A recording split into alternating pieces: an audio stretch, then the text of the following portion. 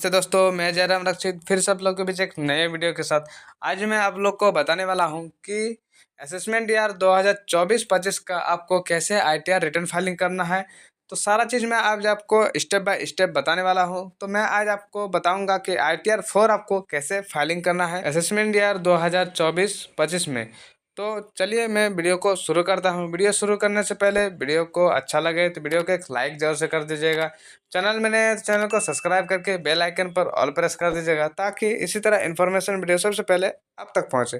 चलिए मैं वीडियो को शुरू करता हूं। सबसे पहले आपको इनकम टैक्स पोर्टल को लॉगिन कर लेना होगा। उसके बाद आपको सिंपली इस तरह डैशबोर्ड देखने को मिलेगा। इसमें आपको सिंपली ई फाइल पर जाना है, इनकम टैक्स रिटर्न्स पर जाना है। यहाँ पर आपको व्यू फ्रॉम 26AS दिख जाएगा। या इस 26AS को आपको डाउनलोड कर लेना है। तो मैं पहले से डाउनलोड करके रखा हूँ, तो मैं यहाँ पर डाउनलोड नहीं करूँगा। उसके बाद आपको सिंपली एआईएस और टीआईएस को डाउनलोड कर लेना है। तो एआईएस पर आपको क्लिक कर देना है, प्रोसीड पर क्लिक कर देना है। आपका सामने नया टैब ओपन हो जाएगा। यहाँ पर आपको कुछ इस तरह इंटरफेस ओपन हो जाएगा। यहाँ आपको एआईएस का बटन मिल जाएगा, उसको आपको क्लिक कर देना है। और यहाँ पर आपको टैक्स पेयर इन्फॉर्मेशन समरी मिल जाएगा, उसको आपको सिंपली डाउनलोड कर लेना है।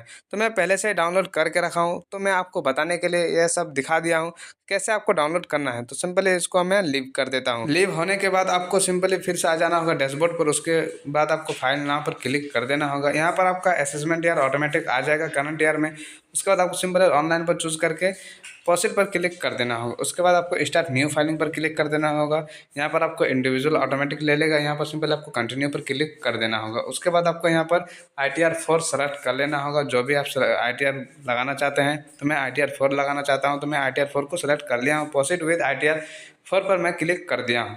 उसके बाद आपके सामने कुछ इस तरह इंटरफेस ओपन हो जाएगा। यहाँ पर आपको सिंपली लेट्स गेट स्टार्टेड पर आपको क्लिक कर देना होगा। क्लिक करने के बाद आपके सामने कुछ क्वेश्चन आएगा। यहाँ पर सिंपल आपको अदर चूज कर लेना होगा। उसके बाद कंटिन्यू पर क्लिक कर देना होगा। उसके बाद आपके सामने ITR 4 का फॉर्म ओपन हो जाएगा। तो वो जब फॉर्म आपका ओपन होगा, वो सिंपली आपको सारा फिलअप करना होगा। तो चलिए मैं आपको बता देता हूँ। सिंपली यहाँ पर आपको ओके प्रेस कर देना होगा। उसके बाद आपको अपना फॉर्म ओपन हो जाएगा। उस फॉर्म को आपको अच्छा से फिलअप करना होगा। यहाँ पर आपको पर्सनल इन्फॉर्मेशन मिल जाएगा। पर्सनल इन्फॉर्मेशन को आपको अच्छा से फिलअप कर देना होगा। तो चलिए मैं आपको बता देता हूँ कि क्या क्या आपको फिलअप करना है। पर्सनल इन्फॉर्मेशन में आपको सबसे पहले आपको मिल जाएगा नेचर ऑफ एम्प्लॉयमेंट, यानी कि आप क्या बिजनेस कर रहे हैं, कौन चीज़ से आपका इनकम आ रहा है। तो सबसे पहले आपको नेचर ऑफ एम्प्लॉयमेंट चूज़ कर लेना होगा। उसके बाद आपको फाइलिंग सेक्शन में आपको जो सिलेक्टेड पहले से है वही रखना होगा। उसके बाद आपको यहाँ पर न्यू टैक्स रेजिम में करना है या ओल्ड टैक्स रेजिम में करना है, तो यहाँ पर आपको सेलेक्ट कर लेना होगा जो भी आपको कीजिएगा। यदि आपको न्यू टैक्स रेजिम में करना है तो नो में रखिएगा, और यदि आपको ओल्ड टैक्स रेजिम में करना है तो यस में रखिएगा। उसके बाद आपको नीचे आ जाना होगा। यहाँ पर आपको नो में रखना है। उसके बाद थोड़ा सा नीचे आके आपको बैंक अकाउंट को चेकआउट कर लेना होगा। उसके बाद कंफर्म पर क्लिक कर देना होगा। तो आपका जो भी पर्सनल इन्फॉर्मेशन है यह आपका फिलअप हो जाएगा। उसके बाद आपको आ जाना है ग्रॉस टोटल इनकम पर। तो यहाँ पर आपका सारा इनकम का डिटेल डालना पड़ेगा। तो चलिए मैं ग्रॉस टोटल इनकम पर क्लिक कर दिया हूँ। यहाँ पर आपका बिजनेस इनकम, अदर भी कोई चीज़ का इनकम रहेगा, तो वह सब आपको यहाँ पर फिलअप करना होगा। चलिए मैं आपको बता देता हूँ क्या क्या आपको फिलअप करना है। तो यहाँ पर सिंपली इस तरह आपका फॉर्मेट खुल जाएगा। यहाँ पर आपको कुछ नहीं फिलअप करना है, सिंपली आपको स्किप द क्वेश्चन पर क्लिक कर देना होगा। उसके बाद यस पर प्रेस कर देना होगा। तो आपका जो भी इनकम का फॉर्मेट है वो यहाँ पर आपका ओपन हो जाएगा। तो यहाँ पर आपका इनकम का फॉर्मेट ओपन हो गया। यदि आपका सैलरी से कुछ इनकम है तो आप सैलरी का इनकम पर डालिएगा। हाउस प्रॉपर्टी का कुछ भी इनकम है तो आपको यहाँ पर हाउस प्रॉपर्टी का भी मिल जाएगा, वहाँ पर आपको डालना है। यदि आपको बिजनेस एंड प्रोफेशन में कोई इनकम है तो यहाँ पर आपको ऐड डिटेल पर क्लिक करके आपको यहाँ पर डिटेल सारा डालना होगा। क्या आपका बिजनेस कोड है, क्या आपका नाम है, दुकान या कोई भी प्रोफेशनल का काम करते हैं, तो उसमें आपका कितना टर्नओवर है, कितना आपका नेट प्रॉफिट हुआ है, सारा चीज़ यहाँ पर आपको डालना पड़ेगा। तो चलिए मैं आपको डाल के बता देता हूँ। तो यहाँ पर मेरा जो भी बिजनेस का नाम है तो मैं यहाँ पर नाम को फिलअप कर देता हूँ। उसके बाद बिजनेस कोड पर आपको बिजनेस कोड सेलेक्ट कर लेना होगा। तो चलिए मैं आपको सेलेक्ट करके बता देता हूँ कि जो मेरा बिजनेस है उसके हिसाब से कोड यहाँ पर मिल जाएगा। तो यहाँ पर आपको सेलेक्ट कर लेना होगा। तो मैं यहाँ पर बिजनेस कोड सेलेक्ट कर लिया हूँ। यदि आपको डिस्क्रिप्शन में कुछ लिखना है तो आप लिख सकते हैं, मेरा कुछ लिखना नहीं है तो हम छोड़ दिए। उसके बाद आपको यहाँ पर सेल का डिटेल मिल जाएगा। यदि आपका सारा सेल अकाउंट के थ्रू आया है तो आप ए नंबर पर कॉलम पर आप डाल सकते हैं, और यदि आपका सारा सेल कैश के थ्रू आया है तो आप बी नंबर पर डाल सकते हैं। और यदि आपका कुछ कैश के सेल आया है, कुछ आपका अकाउंट के थ्रू आया है, तो आप सी नंबर पर कॉलम को आपको डालना पड़ेगा। तो आपका जो भी सेल है वो आप यहाँ पर डाल दीजिएगा। उसके बाद आपका जो भी इनकम हुआ है वो आपको यहाँ पर 8% पे डाल दीजिएगा। उसके बाद ऐड पर क्लिक कर दीजिएगा।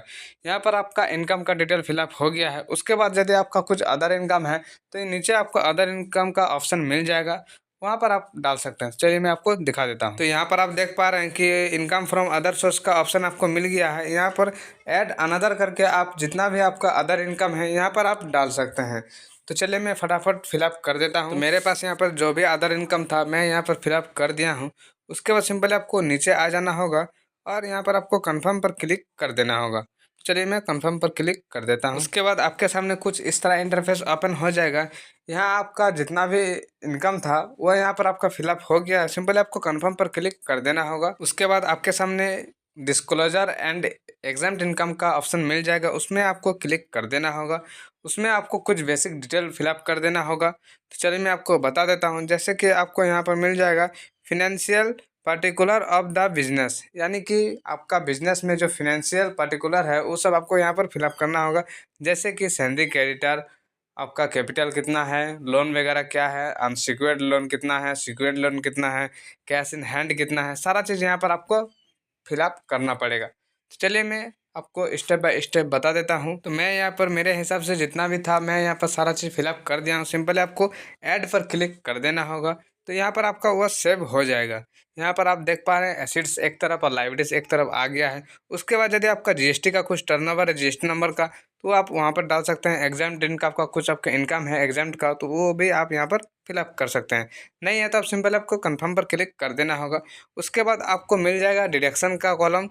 टोटल डिडक्शन पर आपको क्लिक कर देना होगा। यहाँ पर आपका जो भी डिडक्शन आपका है 80C 80 TTA और भी बहुत सारा डिडक्शन यहाँ पर आपको मिल जाएगा। तो जो भी आपके पास डिडक्शन वगैरह है तो वो आप यहाँ पर फिलअप कर सकते हैं। तो मैं न्यू टैक्स रेजिम पहले से ही सेलेक्ट करके रखा हूँ, तो मेरा यहाँ पर डिडक्शन का कॉलम नहीं खुलेगा।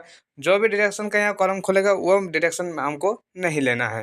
तो सिंपली यहाँ पर आपको कंफर्म क्लिक कर देना होगा। यदि आप ओल्ड टैक्स रेजिम को सेलेक्ट करते हैं तो यहाँ पर आपका सारा डिडक्शन का कॉलम ऑटोमेटिकली खुल जाएगा। तो मैं न्यू टैक्स रेजिम को मैं सेलेक्ट करके रखा हूँ तो मुझे कुछ भी यहाँ पर डिडक्शन नहीं मिलेगा। तो सिंपली मैं कंफर्म पर क्लिक कर दूंगा। तो मैं टोटल डिडक्शन का कॉलम को एक्सेप्ट कर लिया हूँ, यानी कि कंफर्म कर लिया हूँ। उसके बाद आपको मिल जाएगा टोटल टैक्स पेड वाला। ठीक है, तो जो भी आपका TDS कटा है तो ये आपका यहाँ पर शो हो जाएगा। तो मेरा यहाँ पर TDS 429 रुपया 439 रुपया का कटा है। तो यहाँ पर मेरा शो हो गया है। आपका जितना भी कटा होगा यहाँ पर आपका शो हो जाएगा। यदि आपका नहीं शो हो रहा है तो आपको 26AS को देख कर आपको यहाँ पर फिलअप करना पड़ेगा। तो मेरा यहाँ पर ऑटोमेटिक पहले से शो हो गया है, तो मुझे यहाँ पर कुछ मैनुअली फिलअप करना नहीं पड़ेगा। तो आप यहाँ पर देख पा रहे हैं कि मेरा जो इनकम का हेड है वो इनकम का हेड यहाँ पर नहीं लिया है, तो मुझे यहाँ पर उस हेड को सेलेक्ट करना होगा। तो यहाँ पर चेक बॉक्स में मैं क्लिक कर दिया हूँ। उसके बाद एडिट पर क्लिक कर दिया हूँ। उसके बाद आपको यहाँ पर मिल जाएगा कि आपका जो भी इसमें TDS कटा है वो कौन सा हेड में कटा है, तो यहाँ पर आपको सेलेक्ट करना होगा। चलिए मैं आपको सेलेक्ट करके बता देता हूँ। तो यहाँ पर मेरा अदर्स का इनकम है, तो यहाँ पर मैं इनकम फ्रॉम अदर सोर्स को सेलेक्ट कर लूँगा। उसके बाद सिंपली सेव कर दूँगा। उसके बाद आपको यहाँ पर सिंपली कंफर्म कर लेना होगा। चलिए मैं कंफर्म कर देता हूँ।